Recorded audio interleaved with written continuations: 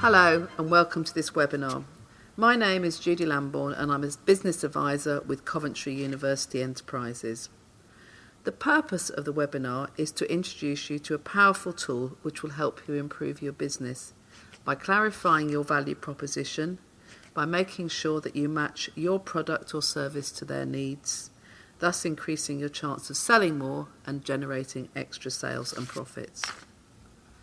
Today we're going to cover the value proposition canvas and a value proposition statement, why and when you might use the canvas. We're going to look at a worked example and then we're going to construct the words of the proposition to back it up. In a later webinar we will be covering the business model canvas itself. This one-page strategic planning tool was developed by Alex Osterwalder and Yves Pignot and is used worldwide. You can find out more about it and the value proposition canvas at www.strategyzer.com, and I'll be giving you that website address later on again. Today we're going to be using the value proposition canvas, which slots into the business model canvas here in the middle. I'm going to start by showing you a simple representation of the value proposition canvas. It comprises two building blocks. On the right, as you look at it, is that which concerns the customer, and on the left, that which is all about the proposed product or service. The development of the canvas starts on the right-hand side with the job to be done. No matter how clever your idea, there is a fundamental need to sell your product for a shelf or similar to need to be put up to justify the purchase of an electric drill. Now, this is a more complex view of the canvas with further prompts and explanations. You can download this from the Strategyzer website and read for yourself in more detail. One thing to mention is that whilst there are functional jobs to be done, such as putting up those shelves, many times we also have social or emotional needs to fulfill as well. Any woman buying a designer handbag certainly needs a very large receptacle for all the essential items she carries around with her, but is emotionally reassured that they are close to her, as well as making a social statement about the brand of bag she can be seen carrying. So why use the value proposition canvas? Well, the number one reason for using this tool is because it focuses on the customer or customer needs, not on how clever you've been with your idea. It's quick, flexible and adaptable. There's even an app. It matches how well your product or service does or could do, meeting the needs of those who are going to buy or use it. And lastly, especially for startups, it's a great basis on which to describe how to make that initial foray into seeing whether what you have done is what the market wants. So now we're going to work through an example, and at this point I'd like to introduce George. Hello. George has an IT business and has been working on an idea for developing an aid for SME owners and managers to help them manage their staff absenteeism. He's now seen a call from Innovate UK, the country's innovation agency, for ideas such as this to put themselves forward for funding for future development. He wants to use the value proposition canvas to develop some of his thinking in order to write the application. Yes, I was pleasantly surprised that it seemed an idea I have been working on is of interest to the Department of Work and Pensions as well.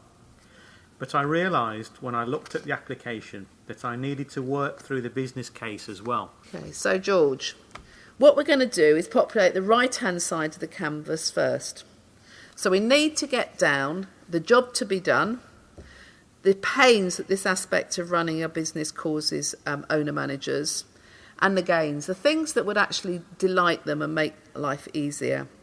I know that you yourself are a small business and have also been out there talking to others in a similar situation, so you have got some background and an insight into the pains and gains resulting from managing staff absenteeism. So, in terms of what the job to be done, what do you think that was? That will be managing all aspects of short-term staff sickness. Okay, and that's what the call was about, wasn't it? Okay, so what did you find hurt? Well, having spoken to some typical customers, this is the feedback I have received. Their pains typically are that, number one, they don't know the law, 2, they need to keep track of odd days off. 3, it can be painful and embarrassing talking about it with employees. 4, they want to keep records and spot trends. 5, they can't get rid of people who abuse the system. And finally, it's a headache dealing with the Department of Work and Pensions. Okay. And what did you find that they said they would really like to be able to do? Well, the benefits that they said they would like and that would really help are that, number 1, it would manage the process for them. Number 2, it can be used easily anywhere as it's on a mobile device. Number 3 is that it's inexpensive. Number 4 is that it reduces absenteeism. And finally, it keeps them safe and legal. Okay, so let's now look at the left-hand side of the canvas. What are termed as the gain creators and the pain relievers. In sales speak, that's a bit like the benefits that we try to get over to customers. So, George, what can your app do? So I've tried to build it to incorporate some of the functionality that people told me they wanted. For example, being an app, it's obviously available 24/7 on a device wherever you are. Also, there's lots of information provided along the way which has all been checked out legally. Additionally, it tells you when you have to make a decision, and we're going to offer it as a monthly or annual subscription. And what about the pain relievers? Well, the pain relievers are that because the app tracks time, it reminds you, for example, if you need to do something like inform authorities after absence from a work-related injury has gone over the 7-day trigger. And also, you can set alerts when, for example, any staff member has had over 6 isolated days off. Also, the app provides management information and keeps records for you.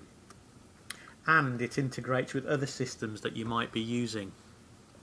So it seems that the product and the market fit together quite well. So let's look at the two halves together. Do we have a match? The fact that you can use it 24/7 on a wide range of devices certainly gives the user one of the elements that they've asked for.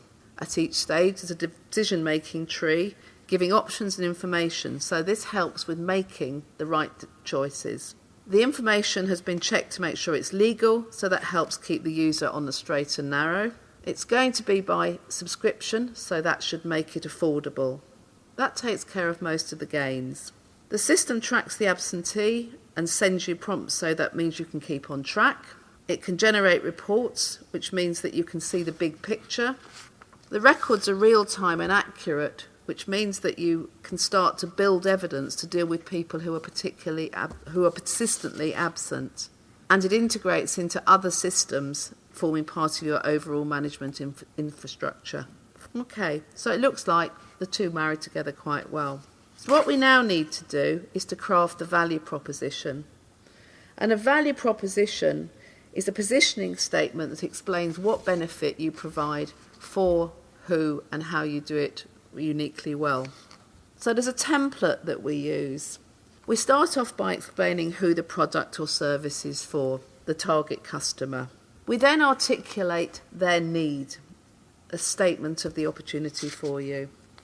We then say what it is and try to put some words around that, explaining what it's like, so they can understand the product, the proposition, and then we spell out the key benefits.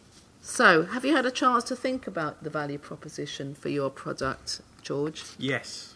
Okay, so what have you come up with?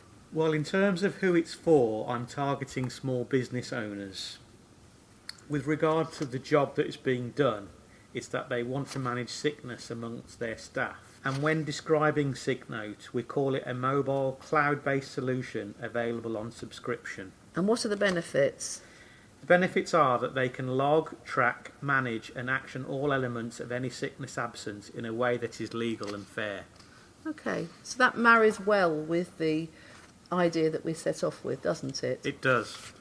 I'm going to conclude this seminar by running through some of the common mistakes that people encounter when they're using these tools. The first is not looking at the tool as two separate building blocks, forgetting that one's for the customer and one's for you.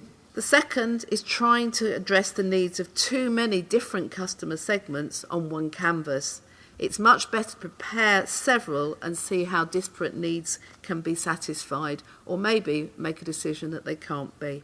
Another mistake is not talking to customers and making assumptions based from your own standpoint, forgetting the emotional and social jobs to be done, and trying to overcomplicate things by addressing every pain and gain. So, in summary, for businesses at any stage, from start-up to maturity, the great thing about using this methodology is that it puts the customer at the very centre of what you're doing and really focuses on their needs.